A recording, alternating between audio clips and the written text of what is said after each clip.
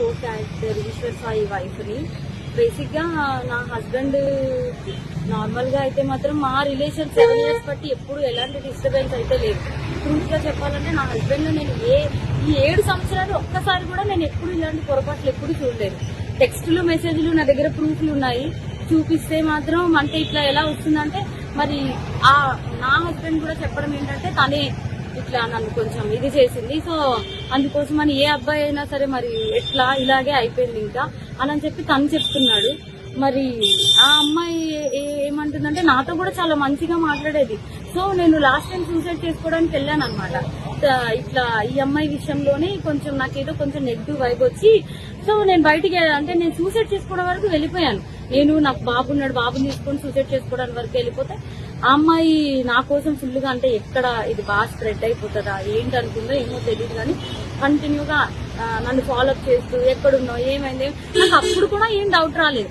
తర్వాత చూస్తే మెసేజ్లు ఇవి అవి అన్ని చూస్తే ఇలా రావాలి, మీ అన్న రావాలి. మెయిన్ వాళ్ళిద్దరికి కలిపి ఒక ఆయన ఉన్నాడు, ఆయన రిత్విక్ అని చెప్పి వాళ్ళిద్దరు మీడియేటర్, అబ్బాయి పర్సనల్ అసిస్టెంట్ ఇద్దరికి. సో అసలు ఆ అబ్బాయి ఫోన్ లో ఎన్ని టెక్స్టులు ఇవన్నీ బ్యాకప్ చేసి చూస్తే అసలు చాలా ఇదిగా ఉంది.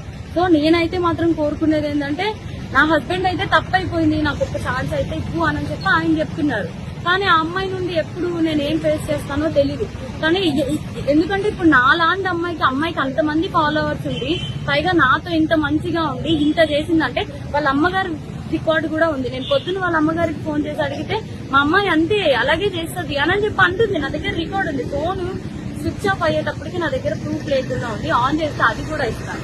సో ఇట్లాగా ఇప్పుడు నాకు అన్యాయం జరిగింది. నా పేరెంట్స్ మా సిస్టర్స్ వచ్చి ఏదో చేశారు, నా హస్బెండ్ నాతో ఏదో కొంచెం పోలీసులు దీంతో ఏదో మాట్లాడుతున్నాం అవుతుంది.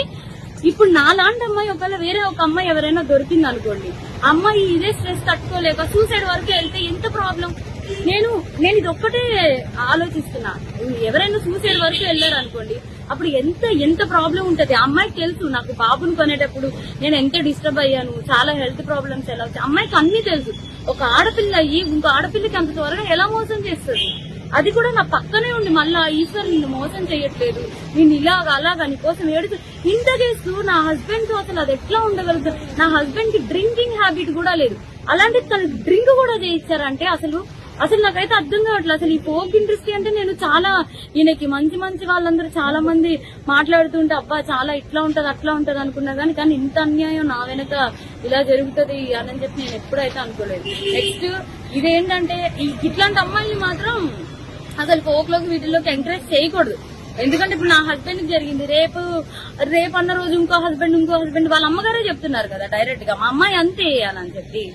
సో ఇవన్నీ కొంచెం చూసుకొని కొంచెం ఫోక్ లోకి తీసుకునేప్పుడు కూడా మనుషుల కోసం నేను మిగతా వాళ్ళని అనట్లేదు కానీ ఇట్లాంటి వాళ్ళని మాత్రం కొంచెం చూసుకోండి, కాపురాలు పోతాయి, చిన్నపిల్లల లైఫ్లు పోతాయి. కాస్టింగ్ కల్చర్ అనేది బేసిక్లీ ఫిల్మ్ ఇండస్ట్రీలో ఫోక్ ఇండస్ట్రీలో జరుగుతుందనేది ఆరోపణలు ఉన్నాయి. మరి దాని మీద మీ అభిప్రాయం ఏంటి? ఇది కూడా అదే కోణానికి చెందిందా లేకపోతే ఇండివిజువల్? అట్లా ఏం లేదు, నిజం చెప్తున్నాను కదా. మా హస్బెండ్ కి డ్రింకింగ్ హ్యాబిట్ లేదంటే మీరు ఆలోచించండి.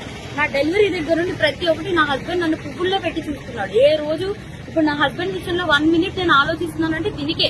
నా బిడ్డను గాని నన్ను గాని ఇంత కేర్ గా చూసుకుని అబ్బాయి ఏమంటున్నాడు, ఇప్పుడు ఒక అమ్మాయి వచ్చి నా మీద పడిపోతే నేను ఏం చేస్తా, ఇప్పుడు ఒక షూట్ లో ఉన్న వాళ్ళం మేము అంత క్లోజ్ అయిపోతుంటే నేను ఏం చేయగలుగుతా అంటున్నాడు. అప్పుడు నేను నా హస్బెండ్ చెప్తున్నా నువ్వు చేసింది తప్పు, మరి అమ్మాయి పడితే మరి నీకు తెలీదా, ఆబ్వియస్ గా ఒక అబ్బాయి ఇప్పుడు నీకు పెళ్ళం బిడ్డలు ఉన్నారు నీకు ఆ మాత్రం తెలీదా అంటే ఇంకా అయిపోయింది. కానీ ఆ అమ్మాయికి తెలియాలి కదా, ఒక ఆడపిల్ల మరి తనకి తెలియాలి కదా.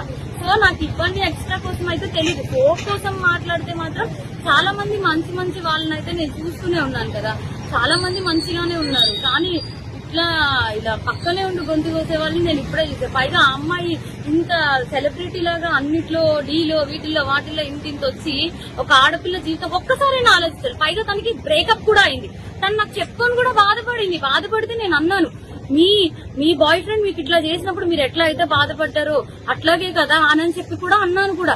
తనకి ఆ మాత్రం అసలు ఏది గుర్తు రాకుండా ఇంత ఎట్లా చేసిందో నాకు అర్థం కావట్లేదు. ఎందుకంటే మీరు అనుకోవచ్చు ఇప్పుడు ఏంటి ఈ అమ్మాయి కోసమే చెప్తుంది వాళ్ళ హస్బెండ్ కోసం.